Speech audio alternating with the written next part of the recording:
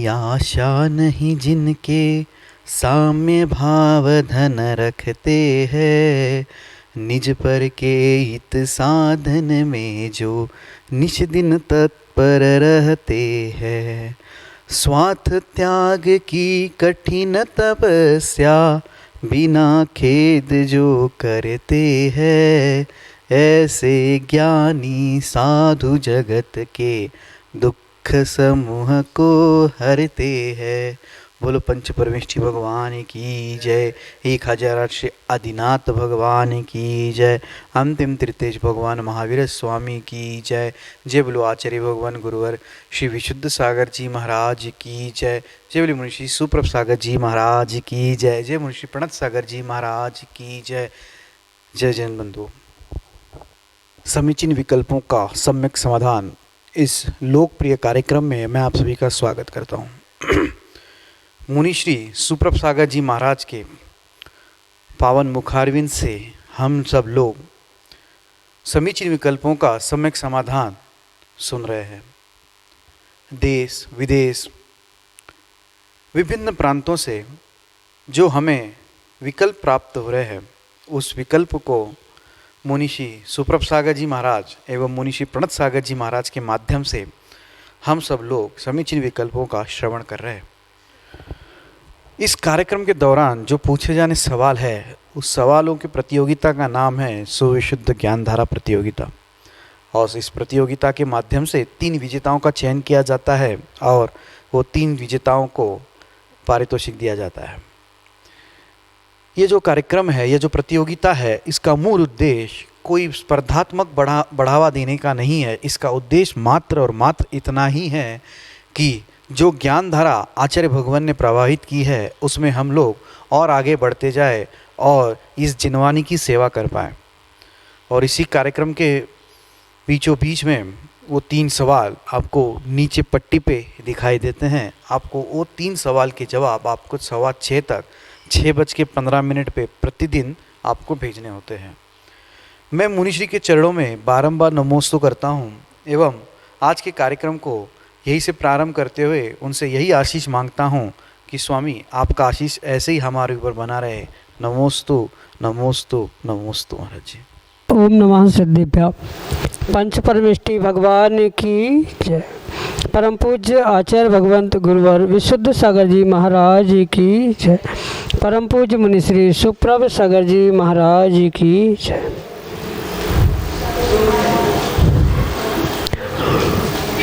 संसार में अनंत प्राणी हैं और उन अनंतानंत प्राणियों में मात्र सोचने समझने हिताहित के विवेक की शक्ति मात्र उन संगी जीवों में होती है। और उन संगी जीवों में भी जो अपने उन विकल्पों को व्यक्त करने में समर्थ हैं, वह एकमात्र मनुष्य है। विकल्प तो उन मनुष्यों में प्रतिपल कोई न कोई उत्पन्न होते रहते हैं, लेकिन उन विकल्पों में समीचीनता तभी आती है जब हमारा विवेक जागृत होता है, और उनका सम्यक समाधान भी तभी प्राप्त होता है जब किसी निर्ग्रंथ गुरु के माध्यम से वह हमें प्राप्त होता है।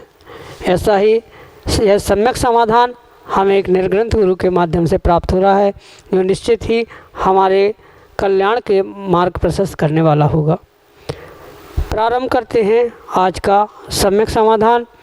और आज का पहला विकल्प आष्टा मध्य प्रदेश से अनन्य गुरु भक्त परिवार डॉक्टर मगन जैन, श्रीमती चंदा जैन, परम पूज्य मुनिश्री के चरणों में त्रिकाल बारंबार नमोस्तु निवेदित करते हुए दर्शन की अभिलाषा एवं आशीर्वाद की आकांक्षा के साथ अपना समीचीन विकल्प रख रहे हैं कि महाराज जी, जिन कल्पी एवं स्थिर कल्पी मुनि किसे कहते हैं?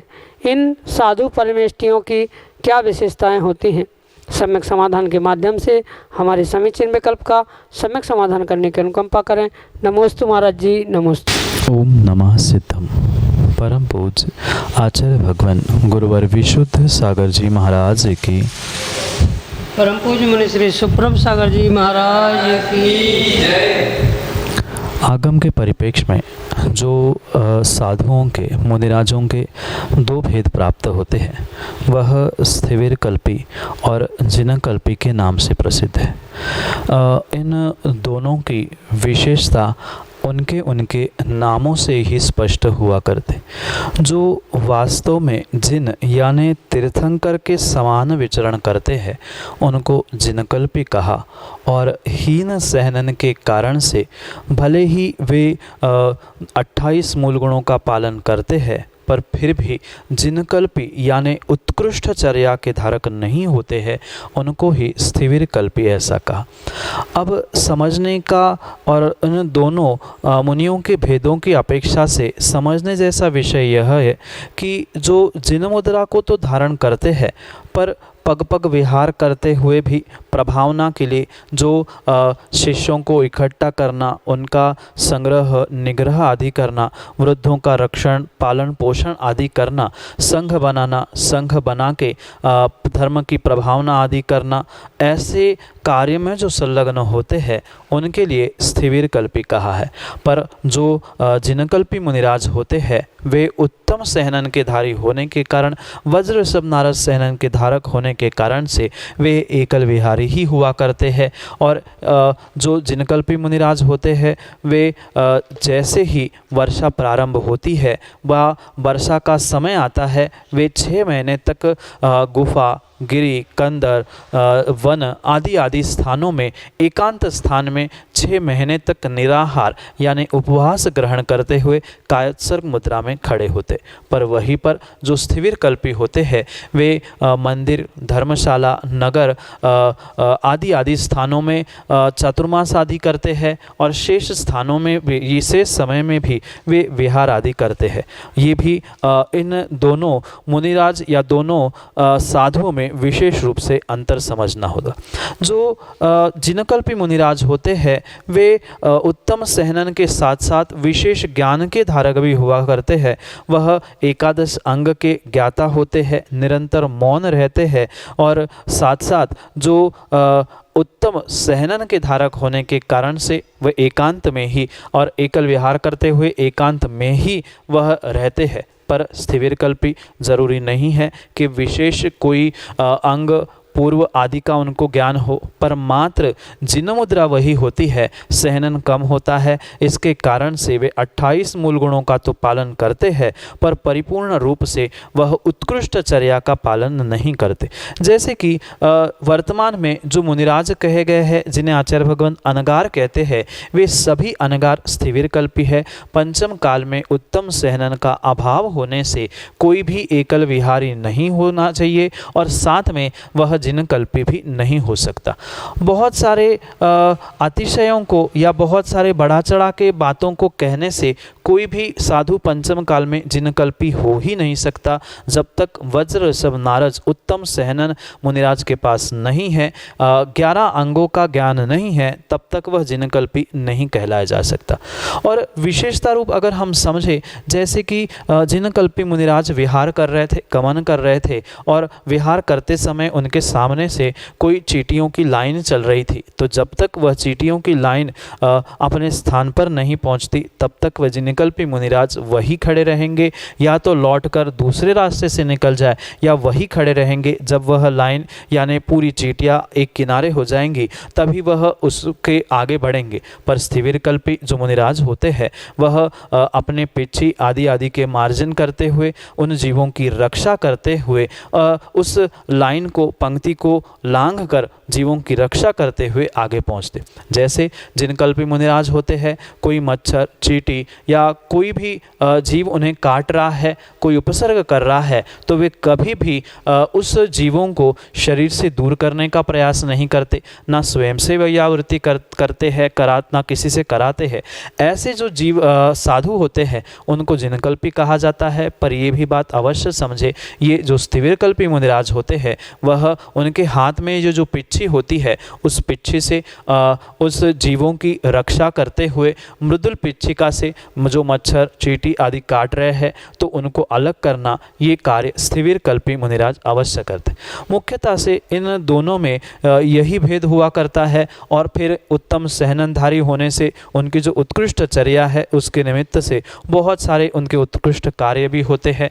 पर स्थिविर कल्पी भले ही उत्कृष्ट कार्य या उत्कृष्ट सहननधारी नहीं होने से सर्वोत्कृष्ट उत्तर गुणों को नहीं पालते हैं, पर मूल गुणों में वे अपने आप में और उन मूल गुणों में बहुत परिपूर्ण रूप से दक्ष रहते हैं। निष्प्रमाद होते हुए उन 28 मूल गुणों की वह चर्या अवश्य करते हैं। मात्र और मात्र इन दोनों में मुख्य अंतर उस सहनन, ज्ञान और काल के निमित्त से ही हमें समझना होगा। वर्तमान में कितनी ही उत्कृष्ट चर्या क्यों ना हो, पर वह उत्तम सहनन का पंचम काल में अभाव होने के कारण से वह कभी भी जिन कल्पी मुनिराज पंचम काल में नहीं हो सकते। इसलिए ये बात परम सत्य समझे, वह स्थिविर कल्पी भले ही कितने ही हीन सहनन वाले क्यों ना हो, पंचम काल में वे स्थिविर कल्पी भी परिपूर्ण रूप से भावलिंगी हो सकते हैं। इसलिए ये जो सर्वथा अपवाद करने की परंपरा प्रारंभ हुई है कि वर्तमान में मुनिराज नहीं होते, हाँ जिन कल्पी मुनिराज नहीं होते, जो स्थिविर कल्पी जिसे आगम में अनगारी कहा गया है, ऐसे अनगारी मुनिराज पंचम काल में भी भावलिंगी हो सकते हैं। यही इन दोनों में अंतर करते हुए आपके लिए सम्यक समाधान। अगले समीचीन विकल्प के लिए टीकमगढ़ मध्य प्रदेश से अंशुल जैन मैनवार परम पूज्य मुनि श्री के चरणों में बारंबार नमोस्तु निवेदित करते हुए अपना समीचीन विकल्प रख रहे हैं कि महाराज जी, यदि कोई हमें हमारी इच्छा ना होने पर भी ज़बरदस्ती कोई नियम दिला दे और हम उसे लेने के बाद उसका पालन ना कर पाएँ, तो इस स्थिति में कौन पाप का ज़्यादा भागीदार होगा, नियम देने वाला या नियम लेने वाला? हमें ऐसे संकोच बस होकर नियम लेना चाहिए या नहीं? हमारे समीचीन विकल्प का सम्यक समाधान करने की अनुकंपा करें। नमोस्तु महाराज जी, नमोस्तु। पहली बात तो हमें ये समझनी चाहिए कि कोई भी किसी के साथ किंचित भी ज़बरदस्ती नहीं कर सकता, चाहे पुण्य क्रिया में हो चाहे पाप क्रिया में हो। ये मात्र व्यक्ति अपने स्वयं के संतुष्टि के लिए कहता है कि इसके कारण से, या इसने ज़बरदस्ती की, इसने प्रेरणा दी, इसके कारण से मैंने ऐसा किया है, पर यह किंचित भी सत्य नहीं हो सकता। क्योंकि किसी भी प्रकार से जब तक व्यक्ति का स्वयं का मन नहीं मानता है तब तक बलात् ज़बरदस्ती व्यक्ति कोई भी कार्य नहीं करता। भले ही चंद क्षण के लिए, कुछ मिनटों के लिए उसका मन, उसके भाव तद्रूप हुए हो या उनकी बात सुनने के, मानने के हुए हो, तो ही वह उस कार्य को करता है। अन्यथा लाख सामने वाला बलात् ज़बरदस्ती करे, पर व्यक्ति अगर उसके मन में नहीं आई है तब तक वह कार्य नहीं करता। इसलिए ये सर्वथा हमारा कहना गलत है कि कोई हमारे लिए, नियम के लिए या अच्छे बुरे काम के लिए ज़बरदस्ती करता है। ये सर्वथा सही नहीं है। आपका मन उस विषय में कभी ना कभी, कुछ क्षण के लिए मन ने हाँ कही थी, तभी आप उस कार्य को करने के लिए प्रवृत्त हुए थे। साथ में ये बात भी हम समझे कि अगर मन ने नहीं माना है और फिर भी हम झूठे कर रहे हैं या मात्र दिखाने के लिए कर रहे हैं, किसको अगर सबके सामने नियम लेने के लिए या कोई कार्य करने के लिए हमने मना कर दिया तो कौन कोई क्या कहेगा, ऐसे भाव करते हुए अगर हमने नियम या संकल्प लिया है तो नियम के साथ साथ हमें मायाचारी करने का विशेष पाप भी अवश्य लगेगा। इसलिए इस बात को हम बहुत अच्छे से समझने का प्रयास करें कि जो ज़बरदस्ती हमें कुछ देने का प्रयास कर रहा है, चाहे वह गाली हो चाहे वह नियम है, जब तक हमने अपने आप से उसे स्वीकार करना नहीं सीखा है या स्वीकार नहीं किया है, तब तक कोई भी बलात् कोई किसी के मुख में भी ग्रास नहीं रख सकता। अगर ऐसा है तो किसी माँ ने ज़बरदस्ती बालक के मुख में दवाई रखी, वह कुछ क्षण में जैसे ही माँ नाक पकड़ा हुआ खोल देती है, तुरंत अपने मुख से वह दवाई निकाल लेता है। बिल्कुल ऐसी ही परिणति उन मायाचारी करने वालों के साथ या झूठे नियम लेने वालों के साथ हुआ करती है, जिसके कारण से वह परिपूर्ण रूप से दोष को या नियम तोड़ने के पाप को प्राप्त होता है। ये भी अवश्य समझे, जो सामने वाला व्यक्ति या कोई भी हो जो नियम देने के लिए या नियम लेने के लिए आपको प्रवृत्त कर रहा है, वह आपको प्रेरणा दे रहा है, मैं उनके लिए भी अवश्य कहना चाहता हूँ, सामने वाले का सामर्थ्य, सामने वाले की योग्यता और सब कुछ देखते हुए उनको नियम के लिए प्रेरणा करनी होगी। पर उसका अर्थ ये नहीं है कि प्रेरणा देना यानी सामने वाले को बहुत प्रेरणा भिन्न है और प्रेरणा देना भिन्न विषय है।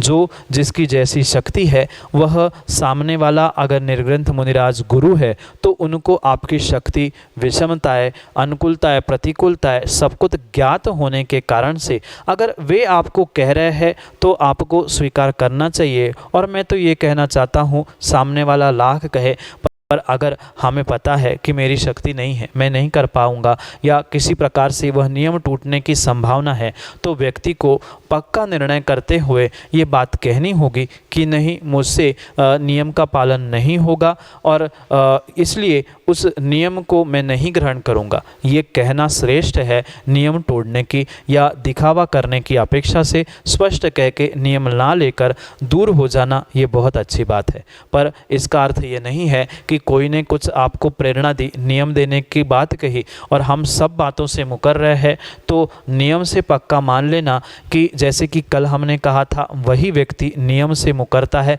या नियम लेने से भागता है जिसने दुर्गति का बंद कर लिया। जब नियम लेने के ग्रहण करने के भाव आते हैं, नहीं आते हैं, उस पर आप स्वयं की परीक्षा करें कि किसी ने हमें नियम लेने के लिए कहा है और हम नियम नहीं ले पा रहे हैं, तो कहीं ना कहीं हमने दुर्गति का बंध किया है, जिस कारण से हम नियम को ले नहीं पा रहे हैं और उसका परिपूर्ण रूप से पालन नहीं कर रहे। ये परम सत्य है। दोष तो दोनों को लग रहा है। जब सामने वाले को पता है कि लेने वाले की शक्ति नहीं है और फिर भी वह ज़बरदस्ती करते हुए नियम दिला रहा है, दान दिलवा रहा है या कोई भी कार्य करा रहा है, आपके कहने से अगर वह ज़बरदस्ती लग भी रहा है तो दोष तो दोनों को लगेगा। वह जिसने कुछ ऐसा बहाना कारण बना के हुए नियम लेते समय मायाचारी की है, उसको तो लगेगा ही लगेगा। नियम टूटा, उसका फल अलग मिलेगा। जो मायाचारी की थी गुरु देव शास्त्र आदि के निमित्त से, उसका भी फल अवश्य मिलेगा। और साथ में जिसने अगर वास्तव में शक्ति के अभाव में सामने वाले को दान के लिए या नियम लेने आदि के लिए मजबूर किया है कुछ ऐसे कारणों से, तो वह भी मजबूर करने के कारण से नियम से दोषी हो सकता है। इसलिए सर्वथा कोई एक दोषी नहीं है, पर मैं तो यही कहूँगा लेने वाला सबसे अधिक दोषी होगा, क्योंकि उसने छल कपट या अन्य किसी प्रकार से नियम लिए और तोड़े हैं। कथनचित वह निमित्त बनने के कारण से निमित्तों को भी कथनचित दोष लग सकता है, पर सर्वथा निमित्तों को दोष नहीं लगता। अगर निमित्तों को दोष लगे तो कांटा चुभता है, कंकड़ चुभते हैं, तो कांटे को और कंकड़ को भी पाप लगना चाहिए, पर ऐसा नहीं है। जिसको लगा है उसने बिना देखे कार्य किया था, बिना विवेक के किया था, इसलिए उसको उससे गलती का उस सज़ा मिली थी। ऐसा ही नियम के विषय में भी समझना, यही आपके लिए सम्यक समाधान। अगले समीचीन विकल्प के लिए ऑडियो मैसेज के रूप में हमारे सामने हैं श्रीमती पुष्पा जैन, भोपाल मध्य प्रदेश से। नमोस्तु महाराज जी, नमोस्तु महाराज जी, नमोस्तु महाराज जी। मैं भोपाल से पुष्पा जैन बोल रही हूँ। मैं आपसे ये सवाल पूछना चाहती हूँ कि हम नंदीश्वर व्रत हमारे पूरे हो गए हैं, तो आषाढ़ के और हम करके व्रत हम उसका उद्यापन कैसे करें? अष्टांग का व्रत का उद्यापन कैसे करें? कोई भी व्रत क्यों ना हो, उस व्रत के निमित्त से जो उस व्रत की विधि लिखी है, उस विधि के अनुसार ही हमें उन व्रतों को संपन्न करना होगा। और साथ में उन व्रतों के विधि में भी उसके अंत में उसके उद्यापन के विषय में भी बहुत सारा विस्तार से लिखा हुआ होता है। बिल्कुल उसी प्रकार से उस उद्यापन की विधि आदि करना चाहिए। जैसे कि आपने उस नंदीश्वर व्रत को पूर्ण कर लिया है, अष्टानी का व्रत को पूर्ण कर लिया है, तो जैसे उस विधि में, उस व्रत की विधि में लिखा होगा या उस नंदीश्वर विधान को हम करके उस व्रत का उद्यापन कर सकते हैं। या जो अष्टानी का व्रत के निमित्त से आप पूजा आदि करते होंगे, उस पूजा विधान के अंत में और भी अगर कोई विधि लिखी हो तो उस विधि से कर सकते हैं, पर सामान्य रूप से व्रत का उद्यापन तत्त व्रत का जो विधान है उस विधान को करने से हो सकता है। ज़रूरी नहीं है कि हम बहुत बृहत स्तर पे उस विधान को कर ले जिससे निष्ठापन हो, पर सामान्य रूप से भी अगर हम उस विधान को कर ले, और जो अनेक स्थानों पर दान आदि देने की परंपरा होती है, कहीं दान देकर हम उद्यापन कर सकते हैं, चाहे ग्रंथ दान, जिनवाणी का दान, या जो 4 प्रकार के दान की व्याख्या है उन 4 प्रकार के दानों को देकर उस विधान आदि को करके हम आप उस अपने व्रत की पूर्णता के बाद उद्यापन कर सकते हैं। यही आपके लिए सम्यक समझ। श्रीमती कल्पना कपिल जैन, सागर, मध्य प्रदेश से अपने ऑडियो मैसेज के साथ हमारे सामने। वे गुरुवर के चरणों में मेरा मन वचन काय से बारंबार नमोस्तु नमोस्तु नमोस्तु। मैं श्रीमती कल्पना कपिल जैन, कटरा, सागर से। नमोस्तु गुरुवर। मेरा विकल्प है गुरुवर कि पंच कल्याणक के सौधर्मिन और सिद्ध चक्र मंडल विधान के सौधर्मिन बनने में श्रावक को सबसे ज़्यादा पुण्य किसमें मिलता है? श्रावक को सौधर्मिंद्र बनना चाहिए कि भगवान के माता पिता, इन दोनों में सर्वश्रेष्ठ क्या है? गुरुवर नमोस्तु नमोस्तु। सौधर्म बनना और तीर्थंकर के माता पिता बनना, ये वास्तव में इस मनुष्य पर्याय की सर्वोत्कृष्ट उपलब्धि कही जाती है। भले ही वह चंद दिनों के लिए सौधर्म बना जाता है या तीर्थंकर के माता पिता बना जाता है, पर ये दोनों ऐसे पद है जो नियम से अगर सच्चे भावों से हमने प्राप्त किए हैं और उन क्रियाओं में वास्तव में हमने विशुद्धि को प्राप्त किया है, तो नियम से उसका प्रतिफल यही मिलता है कि हमें आने वाली पर्याय में सौधर्म पद या माता पिता का पद प्राप्त हो सकता है। इसलिए बहुत अच्छी बात तो यही है कि हम चाहे सिद्ध चक्र महामंडल विधान में सौधर्म बने या पंच कल्याणक में माता पिता या सौधर्म बने, परिपूर्ण रूप से हमारे परिणामों की विशुद्धि कहाँ पर बन रही है उसके अपेक्षा से हमें उसके पुण्य पाप के विषय में समझना होगा। ये तो सहज बात है। जो पंच कल्याणक होते हैं उस पंच कल्याणक के निमित्त से विशिष्ट क्रिया और विशेष क्रियाओं के द्वारा व्यक्ति को उस सौधर्म पद को आभूषित करने का सौभाग्य मिलता है।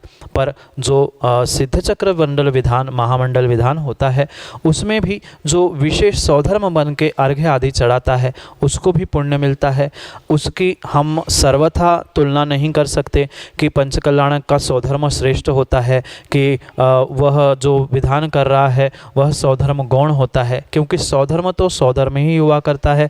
उसके परिणाम जैसे होते हैं उसको वैसा ही उसके निमित्त से पुण्य मिलेगा, क्योंकि वही सौधर्म होता है जो तीर्थंकर के पंच कल्याणक मनाता है और वही वैसा ही सौधर्म होता है जो विशेष पूजा पाठ या विधान आदि के अनुष्ठानों को प्राप्त करता है। इसलिए मैं तो कहता हूँ जब जैसा मौका मिले आप वैसे ही उस पद को प्राप्त करने का अवश्य प्रयत्न करें। अगर सहजता से हमें उस विधान में सौधर्म बनने का सौभाग्य मिल रहा है या सहजता में अपने पास उतनी शक्ति है कि हम पंच कल्याणक के सौधर्म बन सकते हैं, तो जैसी हमारी शक्ति अनुकूलता आदि हो उनको देखते हुए हम कहीं भी सौधर्म बनने का अवश्य प्रयास करें। इसका अर्थ ये नहीं होता कि हमने लाखों करोड़ों की बोली लेकर हम अगर सौधर्म बने हैं तो विशेष कर्मों की निर्जरा होगी, ज़रूरी नहीं है। वहाँ तो मात्र दिखावा है कि मैंने इतने लाख करोड़ खर्च कर लिए। आप किसी छोटे स्थान पर भी छोटे कार्यक्रम में भी अगर सौधर्म बन रहे हैं और आपकी विशेष विशुद्धि है, दिखावे करने का कोई भाव नहीं है, तो उस क्रिया में उस कार्य में जो आपने कर्मों की निर्जरा की है वह लाखों करोड़ों अरबों खरबों के दान देने के बाद बनने वाले सौधर्म की कर्मों की निर्जरा हो, जरूरी नहीं है। इसलिए चाहे आप पंच कल्याणक में सौधर्म बने, चाहे कोई व्यक्ति महामंडल विधान सिद्ध चक्र में सौधर्म बने, पर भावों की विशुद्धि जिसमें अधिक बन रही हो, अपनी व्यवस्था तन मन और धन तीनों की जहाँ व्यवस्थित बन रही हो वहीं पे कार्य करना चाहिए। क्योंकि बहुत बड़ी बोली लेकर हम पंचकल्याणक में स्वधर्म बने, अब उसकी देने में, पैसे देने में हमें आकुलता हो रही है, तो जितना पुण्य हमने 5-7 दिन में नहीं कमाया उससे अधिक हमने और पैसे देने की आकुलता, संक्लिष्टता के निमित्त से खर्च कर दिए। साथ में ये भी बात हम समझे कि धन राशि आदि के निमित्त से जो जैसा व्यय और भावों आदि के निमित्त से हम जैसा आय कर रहे हैं पुण्य का, उस पर वह परिपूर्ण रूप से कहाँ क्या कैसे बनना है ये निर्भर करता है। पर स्वधर्म बन के पंचकल्याणक में विशेष क्रियाएं करने का सौभाग्य होता है, क्योंकि बिना स्वधर्म के पंचकल्याणक में कोई भी क्रिया नहीं हुआ करती। इसलिए हम कथनचित किसी अपेक्षा से पंचकल्याणक के स्वधर्म को विशेष कह भी सकते हैं, पर वह किसी भी प्रकार से सिद्ध चक्र महामंडल विधान का स्वधर्म छोटा नहीं होता। ये बहुत सारे जीवों की मानसिकता है कि विधान करने वाला स्वधर्म छोटा है और पंचकल्याणक का बड़ा है। स्वधर्म पद तो एक ही हुआ करता है, चाहे वह 1 दिन के लिए, 3 दिन के लिए, 5 दिन के लिए, 8 दिन के लिए विधान का, पंचकल्याणक का या किसी कार्य का बना हो, वह स्वधर्म है ही। और उस अगर भावों से हमने प्राप्त किया है तो उसका विशेष फल मिलेगा। साथ में ये बात भी हम समझे, जो माता पिता के निमित्त से भी पद जो पंचकल्याणक आदि में हुआ करता है वह वास्तव में पंचकल्याणक में ही होना चाहिए। वर्तमान में बहुत सारे स्थानों पर बहुत सारे विधानों में भी माता पिता बनाए जा रहे हैं, बहुत सारे 10-10 स्वधर्म, 25-25 स्वधर्म बनाए जा रहे हैं। ये वास्तव में कोई आगमोक्त क्रिया नहीं है, मात्र स्वधर्म एक ही होता है और माता पिता का स्थान मात्र पंचकल्याणक में, जहाँ गर्भ कल्याणक, जन्म कल्याणक आदि मनाए जाते हैं, वहीं पर हुआ करता है। इसलिए सर्वोत्कृष्ट बात यही है कि सबसे पहले हम स्वधर्म, आप स्वधर्म बने या जिसको दोनों में से क्या बने इसमें विकल्प है, तो पहले स्वधर्म बने, फिर उसके बाद जब स्वधर्म के बाद नियम आदि लेते हुए माता पिता बनने का सौभाग्य भी प्राप्त करें। क्योंकि दोनों ऐसे स्थान हैं, दोनों ऐसे कार्य हैं जिसे अवश्य से ही अवश्य हमें प्राप्त करना होगा। इसलिए सबसे पहले हम स्वधर्म बनने का सौभाग्य प्राप्त करें, क्योंकि एक बार जो पंचकल्याणक आदि में नियम लेके माता पिता बनता है वह पुनः स्वधर्म बनने का सौभाग्य प्राप्त नहीं कर सकता है। इसलिए पहले स्वधर्म बन के खूब पुण्य अर्जन करें, अनिच भक्ति करें और फिर उस पुण्य की बदौलत आने वाले पुनः काल में माता पिता, तीर्थंकर, बालक आदि के बन के पुनः सौभाग्य को प्राप्त करें। उन दोनों ही पदों को श्रावक को प्राप्त करना बहुत ही उत्कृष्ट कहा गया है। क्योंकि जीवन में कहा ही गया है, मनुष्य पर्याय में एक बार सिद्ध चक्र विधान, एक बार स्वधर्म इंद्र पद को प्राप्त करना और एक बार जीवन में छोटी सी छोटी प्रतिमा भगवान की विराजमान करना, ये सर्वोत्कृष्ट कार्य मनुष्य पर्याय का है। इसी परिप्रेक्ष्य में स्वधर्म पहले बने और फिर नियम लेके तीर्थंकर बालक का माता पिता बनने का सौभाग्य भी प्राप्त करें, क्योंकि दोनों भी मोक्षगामी हुआ करते हैं। उन भावों के साथ हम भी उन पदों को प्राप्त करें, यही आपके लिए सम्यक समाधान। जय जन बंधु, आप हम सभी देख रहे थे इस समीचीन विकल्पों का सम्यक समाधान इस कार्यक्रम को। यह कार्यक्रम प्रतिदिन शाम को 4 बजे पारस टीवी चैनल पे एवं 5:13 पर प्रतिदिन सुप्रभु आज इस यूट्यूब चैनल से प्रसारित होता है। मुनिश्री की प्रवचन 7:40 पे सामायिक कैसे करें इस विषय पे जिनवाड़ी चैनल टीवी से प्रसारित होते हैं। आप उस कार्यक्रम के माध्यम से लाभ ले सकते हैं। अगर आप इस कार्यक्रम से जुड़ना चाहते हो, अगर आप इस कार्यक्रम से जुड़े हुए सवाल या अपने मन में उठने वाले विकल्पों को शांत करना चाहते हो, तो जो हमारा व्हाट्सएप का नंबर है 8707548811, इस पे अपने समीचीन विकल्प जरूर भेजें। समीचीन विकल्प आप ऑडियो मैसेज या टेक्स्ट मैसेज के माध्यम से हम तक पहुंचा सकते हो। हमारा ईमेल आईडी है samyak.samadhan@gmail.com। आप उस पर भी हमसे कांटेक्ट करके अपना समीचीन विकल्प हम तक भेज सकते हो। अगर आप घर बैठे अपने संपत्ति को सदुपयोग करना चाहते हो, अगर यह संपत्ति में दान करना चाहते हो, ज्ञान दान में देना चाहते हो, तो आप हमसे ज़रूर संपर्क करें। क्योंकि मुनिश्री के प्रवचन एवं मुनिश्री के जो यह सम्यक समाधान कार्यक्रम आता है, इसके पुण्यार्जक बन के आप पुण्य का लाभ ले सकते हैं घर बैठे बैठे। तो चलो चलते हैं, आज की इस कार्यक्रम को, आज की इस बेला को यहीं पे समाप्त करते हैं। और एक चीज़ और बताते हैं, सुप्रभु चैनल पे आप अपना सब्सक्रिप्शन जरूर दे दीजिए, सब्सक्राइब करिए सुप्रभु चैनल पे एवं उसको लाइक ज़रूर करिए, ताकि आपको हर बार जो भी अपलोड होता है उसका आपको नोटिफिकेशन आए। सुविशुद्ध ज्ञान धारा इस प्रतियोगिता के विनर जो होते शाम को 6:45 पे आचार्य भक्ति इस कार्यक्रम का लाइव प्रसारण यूट्यूब चैनल से होता है। उसके बीचों बीच में आपको उसके जो विजेता है, लकी विजेता है, उनका नाम घोषित किया जाता है। तो चलो चलते हैं मुनिषी के चरणों में नमोस्तु करते हुए इस कार्यक्रम को यहीं पे समाप्त करते हैं। नमोस्तु नमोस्तु नमोस्तु।